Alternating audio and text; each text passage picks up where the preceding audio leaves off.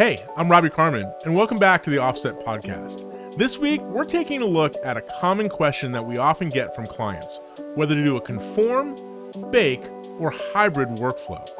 Stay tuned.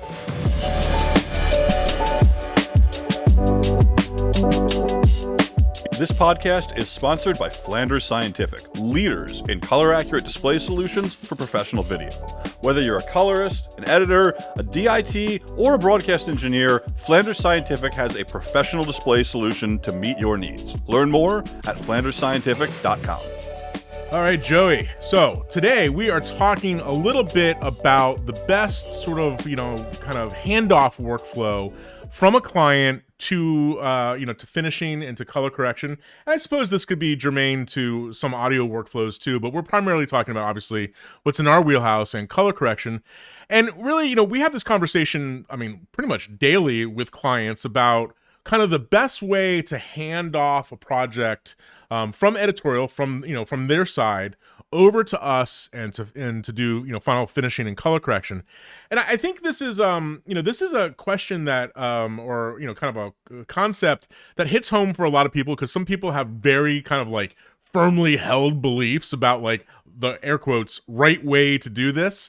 And I think that we've obviously done all three of these workflows that we're about to talk about. But I want to just kind of riff in this podcast a little bit about the pros and cons of each, when we would suggest doing one or the other, any pitfalls that we experience with these workflows. So let's start off with the one that I think is the traditional color correction workflow one. And I'm saying traditional in the sense of modern color correction, because back when I was coming up on the DaVinci days and tape machines, this was not the workflow. We'll get to that part in a second. But these days, what everybody kind of considers the standard workflow, and that is the conform workflow. So walk us through a little bit what the conform workflow is, what it means, and some of your pros and cons of it. Yeah, absolutely. So when we talk about different kind of workflows, whether it's bake, conform, whatever, basically what we're talking about, like you mentioned, is how do we get from edit to final finishing, including the edit itself and all the elements the colorist needs to do the final finishing. So the image assets, graphics, if the colorist is going to be marrying graphics, final mixes, all of these things kind of come into the overall workflow equation. What I usually tell people is there is no best way, right? It's kind of like asking how much is a boat? That's kind of my general response to these. Well, what's the best way? Well, how much is a boat? The answer is always a resounding, it depends. Yeah. So, like you said, conforms are very common. And what a conform is, conceptually, is taking a metadata-based set of information, which is your edit list, or an edit decision list, sometimes in an EDL file, sometimes in an XML file, sometimes in a project file, like a Premiere project or a Resolve project. But the point is, this piece of information has no actual image data with it, but it tells you what shots go at what times and what cuts, transitions, dips, fades. It's the recipe. It's a set of instructions, right? Exactly. And that set of instructions can come in various formats. And then you have a set of actual images, whether they be individual frames and image sequences, whether they be individual QuickTime movies, whether they be graphics files, whatever. You have a big set of actual image media and the metadata to put together. Now, this is sometimes lumped in with what we call online editing, sometimes not. And this is where a lot of confusion can happen, because most big projects today are still done in some kind of offline way, right? Where the editor is working with lower res than the final resolution formats or the camera originals to make those edit decisions. And then before color, it needs to get to full res. Right. So we can now split our conform workflow into two conform workflows, right? Do you up res to get all of your full res sources, or if the editor was editing full res, you don't need to do that step, and then you need to get it into your color correction application. Yep. So that's kind of where the conversation usually starts with me, with a client talking about a conform. Who's doing the up-res, where is it happening, and where is the source media, right? Because if they were offline editing, and they send us the offline proxy media and the edit decision recipe, that gives us nothing, right? We can't just link to the proxy media and grade from that, we're going to get a bad result. So in that case, it's a conversation with the client, right? Do you want us to do the up-res? Or do you want to have your editors do the up-res and then send us, for example, an XML and the camera original media? Yep. Or an XML and a consolidated version of your project that you already did the up-res on. And there's advantages and disadvantages to all of these. Obviously, in the case of having the client do the up-res, the advantage on our side is it's less work for us. The disadvantage is, and also that can be an advantage on the client side too, because it can be a way for a client to save money. Double check because things too. That's obviously billable time for us. We're not going to throw in a full up-res of your film for free. It's usually a point that we can kind of talk about budget-wise, but if a client wants to save money, that's a quick, easy way that we can get them a meaningful money saving immediately when we're bidding the project of, well, why don't you do your own up-res and then send us a consolidated project? But they might not be equipped to do that, whether it be computer issues or technical storage or where their editor is located, whatever. So that's kind of step one, getting it all up-resed. Step two is then getting it all into your color correction system, DaVinci Resolve in our case. Now, if we're doing the up-res, we can do that in Resolve, or we can do that in the NLE. It kind of depends on the layout of the project. Yeah. So yeah, I mean, I know that's a lot of word salad there about conforms, but it all makes sense. I just want to give some context for people who might the first part of that conform workflow, because I think the offline online thing is a workflow and honestly terminology that is kind of faded from fashion a little bit. When we were coming up in the industry, that conform thing was a big deal, right? People were cutting that, not just like, I wouldn't even call it what we consider proxies today. I would call it like thumbnails, basically, right? Yeah, like, Avid AVR3, right, which was exactly. very common, and it was single field 320 by 240. Right, right. JPEG. Right, exactly. So, early in my career, I spent a lot of time running back and forth back to the tape room with a project that I was, okay, here's the tape number. Okay, here's the batch list. Go into the tape room with that tape, pop it in, and the computer, would go out and say, okay, I need time code XYZ, to XYZ, and it would pull those shots back to whatever your new capture resolution was, and that typically happened in a more expensive room, and that was, in the case of non-linear online. Yeah. When I started, we were doing linear online. Sure. We would have the tape decks assemble the final time codes from the EDL on a floppy disk. Yeah, exactly. But that brings up an important point when you're dealing with conform workflows. Whether you are onlining in tape 30 years ago, whether you're onlining from tape in a nonlinear editor, whether you're onlining from proxies to full-res camera originals on modern digital cinema cameras, because everything revolves around that metadata, you need absolutely good practices from the beginning of the project to maintain that information. Absolutely. Right? So when you're offlining, whether you're working with proxies or whatever, or low-res camera sources, some cameras record their own proxies, you need to make sure that the metadata in your editor is staying in place. That means you have accurate timecode and you have accurate, we used to call them tape names. Now most software calls them real names, which is essentially the file name that it's coming from. And there's a lot of places where this can go wrong, right? You can have timecodes that are wrong. You can have sources that the editor said, okay, well, this was a 5994 source. I'm going to interpret it as 2398. That kind of stuff doesn't really go into the XML very correctly in most cases. So you have edit lists that are wrong with that. Or sometimes it doesn't bring in the file name correctly. The big one that gets me often is that Adobe Premiere can read a timecode hint from a QuickTime file, which is basically the start timecode. Right, or sorry, not a QuickTime file, an MP4 file. MP4 files can't have timecode tracks. So when Premiere brings it in, if the camera recorded, hey, my start time is 14:01:22:05, right? It will set that as the first frame and then extrapolate the timecode for the rest of the clip. Yep. Most finishing software, Resolve, Baselite, etc., doesn't do that. It says, hey, you have no timecode track? This clip starts at 0. Totally. So I think that's, that kind of like, history about how that came about, I think is an important part, especially as, people, I think in general, people who are considering Conform workflows, one of the major reasons that they're doing that is to get back to the highest quality possible source in general, right? Yes. Whether that be, raw material, whether that be 444, ProRes, or, whatever it is. So that is a step.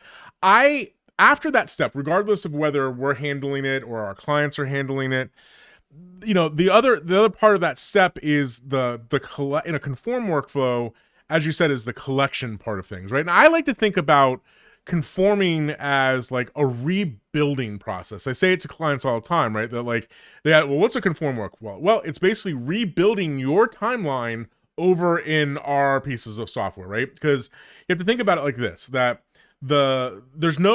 unfortunately, there's no universal timeline. There are people who are working for it, like Open Timeline IO and a couple. Which, by the way, Open Timeline IO was now implemented in Resolve. It's the first major NLE to implement Open Timeline IO, and I love that. I love open standards in the industry, because when we say XML, we're acting like XML is some standard. No, XML is just a container format like QuickTime. What's in there is application specific, and it usually goes back to programs like Premiere or Resolve emulating Final Cut 7 XMLs. There's no standards. Totally.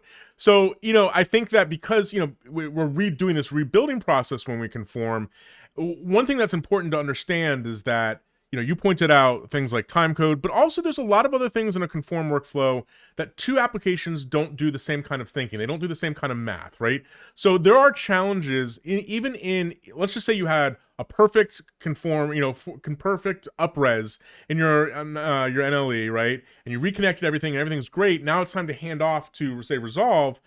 That is still fit with a lot of problems, because besides timecode issues, there's things like speed changes, coordinates for frame sizing, how effects are handled, how things of that nature. So until there is, as you said, sort of an open standard that everybody uses for timeline translation, we're going to have this challenge when we move from one piece of software to another piece of software in that rebuilding process, where things think slightly different, right? And I think the challenges that I always like to tell people about a Conform workflow are, hey, look, speed changes can be challenging. Framing changes can be challenging. Speed interpolation can be a problem, right? Like the difference between how one piece of software does, nearest or frame blend versus how the other one does a frame blend.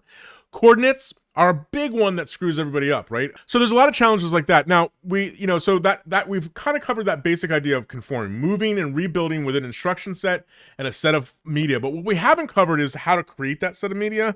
It's going to depend on your NLE, right? Like in most NLEs, there is a consolidate function or a media managed function, right? So you have your final picture lock timeline that, maybe the editor did the upres themselves. But you need to hand that off. So you're handing off the instruction file that you spoke about.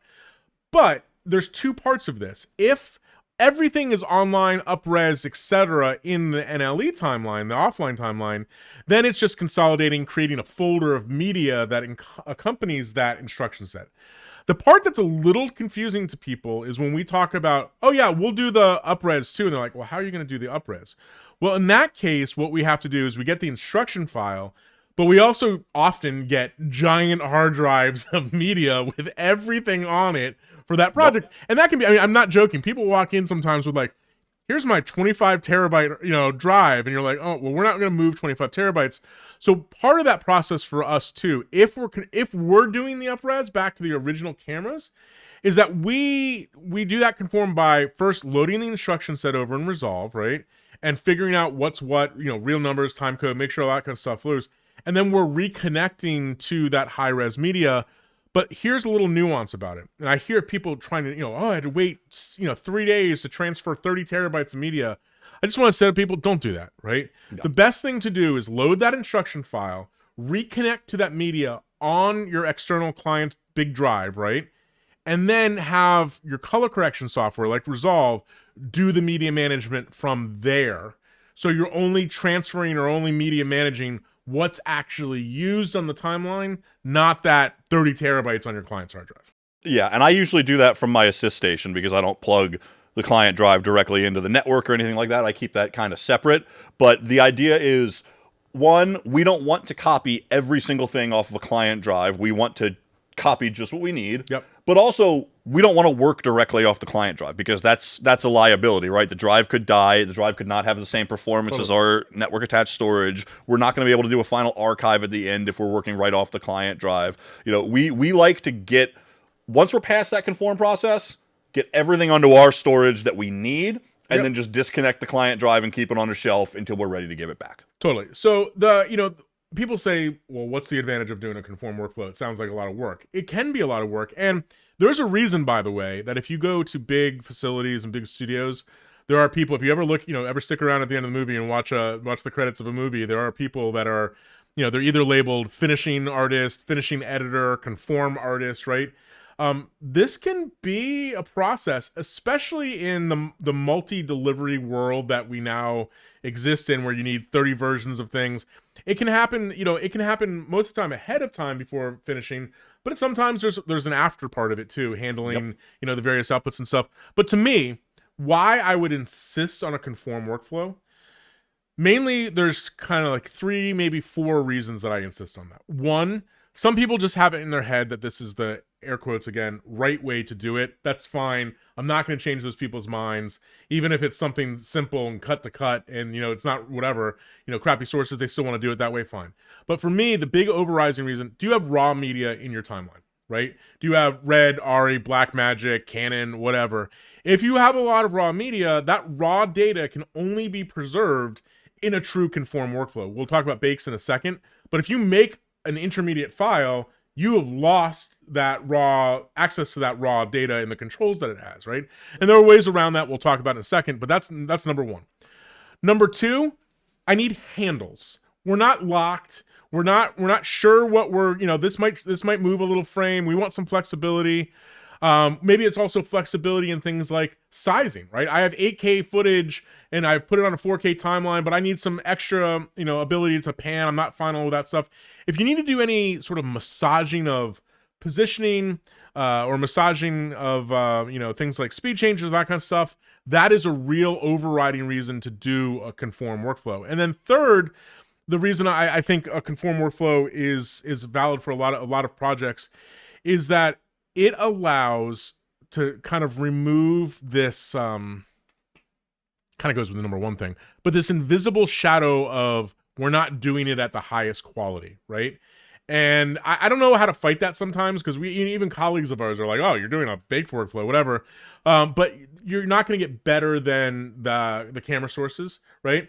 So it kind of okay, we're going back to the original kind of thing. So it allows some flexibility there. If your timeline doesn't have raw media, doesn't have a lot of positions or sizing or speed changes that you need to massage, you don't need handles, right? There isn't an overwhelming reason, in my opinion, to do a true conform workflow. We'll get to the alternate for that in a second. Now, can I add one more plus to the conform workflow? Is you do have much more rich metadata to assess things with. So if you have a complicated color management situation where you have 17 different cameras and maybe you have lots of different locations and you need to be able to sort your edit list or your timeline by what the camera take is. So basically you can do what's called a C mode sort, where you sort by the source names, and that'll give you all of your interviews in one big bunch. And you can look at the camera metadata and say, oh, this was a Sony. It was shot in S-Log 3. Totally. It can make your color management tasks much easier. Even something as simple as like the file name, like it can be pretty easy to identify. Like, we were talking before we recorded this about like color coding clips in Resolve, right? And like that's really easy to do. Like you could go, oh, I can see this is all red. I'm going to select them all, make those, pardon the pun, I'm going to make all those clips red.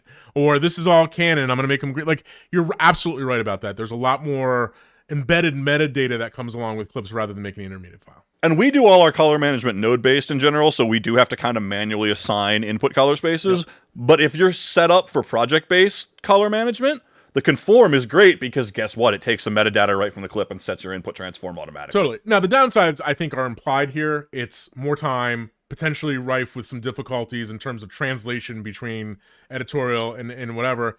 I think there are certain types of projects that we're going to generally go for a conform usually, as the first step. That's going to be feature narratives, right? Because most of the time feature narratives, they're actually shot on a single camera or maybe just a couple cameras. They're easy to keep track of. They don't have a lot of, a ton of speed changes, a ton of, extra things that that can make your life difficult. Something that we're not going to do a conform on is like, oh, well, I shot, this, this ad, this 30-second ad on my iPhone. Like, what's the point, right? Like, there's no, there's really no point to do that. So that brings me to the next step. Let's talk about the bake workflow. Some people call it a bake. Some people call it a flat file workflow. I'll just give some context to why I often go to this workflow and why I think that I've become a little well known as the bake workflow advocate, right? Okay, so when I was coming up in the industry and starting to learn color corrected, it was just like you, it was tape-based days. And in a tape-based workflow, guess what? That's a flat file, right? You have, you have a file that's coming off a tape, you're color correcting it, and you're maybe recording it to the other side, or maybe you get a master that's been laid back to tape, and then you just need to notch that master and then be able to grade the whole thing, right? So that's kind of the origins for me of the flat baked file workflow, is kind of tape-based days of either a master program that's notched. By the way, just for those of you who don't know what I mean by notch, same thing as cut up, slice up, add edits, right, to where particular clips are. So whether it was a master tape that I'm notching or cutting up, or whether I'm doing color correction by source, right? I'm loading in a tape, color correcting those 5 shots, and then putting them back to tape where they begin, right? I think for a lot of projects, especially as we see budgets on a whole do this kind of thing, right? And we say to somebody, listen, it's going to take us 3 days to do a conform, right? None of your sources have time codes, so we have to match all of it. Everything's been repositioned, so we got like all the factors that we just spoke about that. We can often turn to clients and say, hey, do you have raw material in your timeline? No, don't. Do you have a need for handles? No handles needed. Okay, are you happy more or less with the way that things are framed and sized? Yeah, that's good, right? We're making more work for ourselves in those situations if we say, let's do a conform, right? And we're charging them more money, which, depending on how you look at it, is a good thing or a bad thing. So in those situations, a flat file workflow or a baked workflow is a good thing, as far as I'm concerned. Now, why don't you just tell us a little bit about the particulars of what that means for the client in making a baked work? Like, what do they do to make that happen? Yeah, so essentially they're handling an output from their in LE of a full res, up res timeline with things like stabilization, sizing, speed warps, all baked in. Yep. Now, the first question that always comes up is, well, I have some dissolves. How does that work? In general, dissolves work pretty good in a baked workflow. We add a cut right where the dissolve is, match the length of the dissolve, so we're essentially dissolving one color correct to another color correct. Yep. In almost all cases, that works really, really well. Where it gets a little hairy is if you're going from a log shot to a Rec 709 shot, so you have a vast difference in source color space. Right. Sometimes those dissolves don't work well, and that's one of those factors that we look at to go with a conform versus a bake. But let's say it's a traditional show, almost all cuts, shot on Rec 709 or even log sources, but not shot with Red RAW files or RE RAW files or Sony RAW files. So they have in their timeline the highest quality we're ever going to get, right? Which in the case of most non-RAW digital cinema cameras is a 10-bit log high-resolution file, right? Yep. As long as we're exporting to a bigger container or equally sized container as their biggest source, we're not losing any quality. So, for example, they shot everything on Sony in XAVC with a particular bit rate at 10-bit, right? If we have the client export a 10-bit ProRes 444, which is a higher bit rate than their camera source was, yes, there's a little bit of encode and decode happening there, but it's at such a high level of quality, it's completely imperceptible. Yep. The biggest thing to keep in mind is you got to maintain, if you're dealing with log sources especially, you got to maintain color precision through this pipeline. So we say bit depth and bit rate. Bit rate is how much information we're throwing at each frame. Bit depth is how much information we're throwing at each pixel. Yep. So if you have a log image as your source, you've got this entire dynamic range compressed into a small area, right?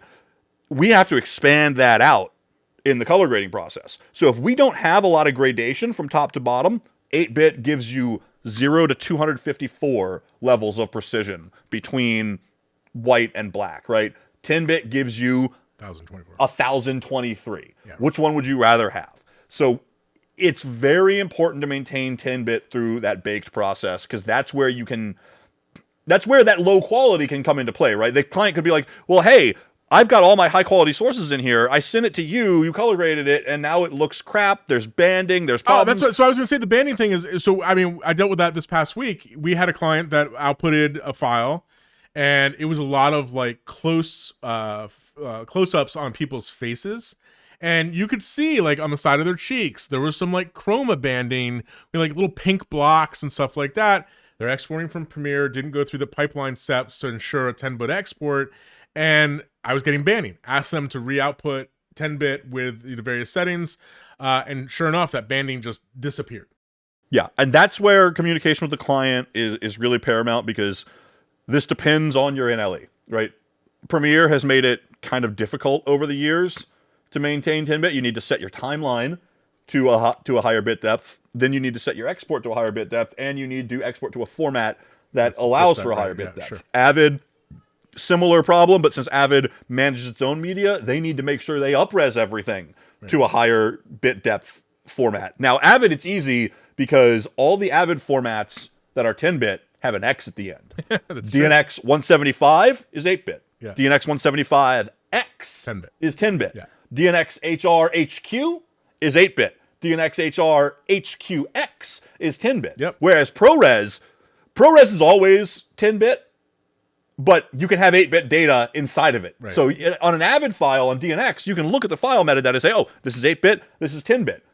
Quick ProRes, you can look at a file and say, hey, this is a 16-bit file. But guess what? All the pixels in there are just 8-bit. Yeah, totally. So in a Conform, so as you said, one of the things is, we're up to the editor to make those decisions. So one of the things I always stress, doesn't matter if it's short form or long form, is that it is a requirement that the clients go through that timeline with, a microscope to make sure that things are the way that they want them, and how they look, how they feel. And that can be a lot of things, from transitions to composites, etc. Like, we want that stuff to be right. Now, one of the things about a baked workflow that I think is implied, but we should just state to be clear here, is that in a baked workflow, we do not want any sort of color correction, lookup table, transform, any of that kind of thing baked into that file, right? So like if you were, you're editing a show and everything's log and, whatever, EP at a network goes, I can't look at this, it's all log. And so you put a base correction, temp correction on it to, get through the approval process. That needs to be stripped off the file before it goes to color, because we want to, again, we're not going back to the camera originals, but as to your point about 10-bit and best file possible, we don't want those things baked in because they limit what you can do in Final Color, right? And that, people are like, oh, well, it's just, simple as going through and, removing filters. That's true, but a lot of NLEs these days are trying to be smart in how they help you handle some of these formats. So, for example, in Premiere Pro, there are certain formats where it will basically apply an input LUT based on the folder structure and file name of that file, right? And so people are like, well, I'm looking at the effects panel in Premiere, there's nothing on this clip in the timeline. That's because it applied that transform to the master clip in the project panel, that you have to load the master clip, and sure enough, oh yeah, there's a transform. Premiere Pro also is kind of a ongoing development of their color management. And we've seen things where recently, especially with like Sony footage, for example, like a lot of people use Sony cameras for reality TV, where all of a sudden, like, we're getting these files that we're like, that looks like way oversaturated. What's going on there? And, Premiere Pro is doing some sort of media management where it's saying, oh, I see this S log. I'm going to make that Rec 2020 just because I'm trying to help you out, right? Yeah, no, do you guys a favor. Yeah. And that is where one thing that we've done, and we evolve it over the years, because as these software changes, the menu settings change. Yep. We have a library of screen grabs of where all these settings are, because when you're doing Final Color, you're going to meet with editors of an incredible wide a range of technical skill levels. Absolutely. And I don't mean that in a bad way. I mean, there are some editors who could care less about color space, depth, file formats, whatever, and they are the best creative editors in the world. Yep. And they focus on the timing and the cuts and making that edit perfect. Right.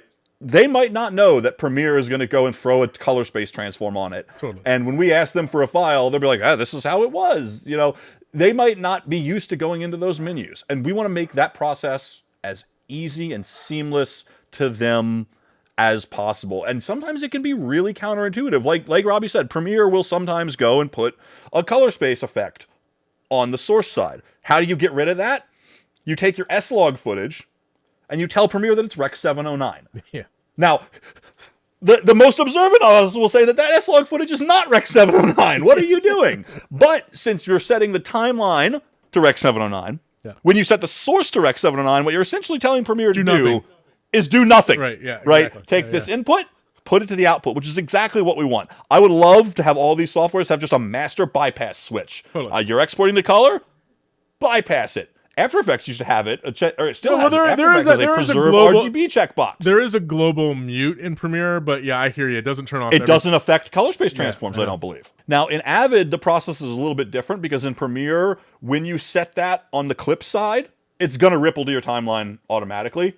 In Avid, that color transform is applied when you edit from a source clip to the timeline. It puts what's called a color adapter in the timeline. So if you go back to the source side in Avid, remove the color effects, it doesn't affect your timeline will not change until you right-click on that timeline and say, update timeline, update all color adapters. So if you're in this situation where you're like, okay, yeah, I got to get rid of all these offline color transforms. I got rid of them all in the bin, but my timeline's not updating. In Avid, it's just because you need to refresh the timeline and it'll go in and get the right metadata. So there is one special thing about about baked workflows that some people makes them, kind of lean towards a conform, but there is a way of doing bakes with complicated projects. Because like one of the situation we often see is people go, well, listen, I got 17 layer composite in this show, and how do I deal with that, right? Or I have a bajillion cameras. It would be great to separate out those cameras, so you can use them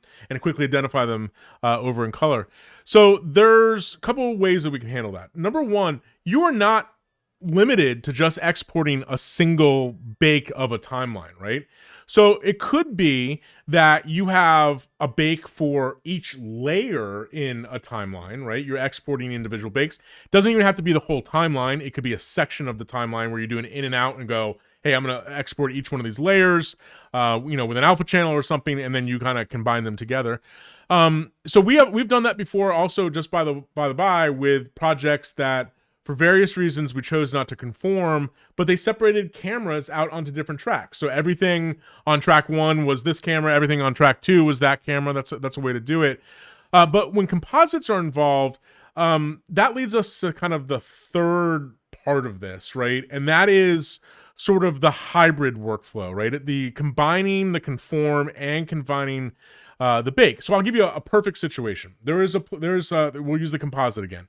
There is a situation where 99% of the show is cut to cut, not raw material. Nobody needs handles. So it's a candidate for, in our opinion, it's a candidate for a baked workflow, right?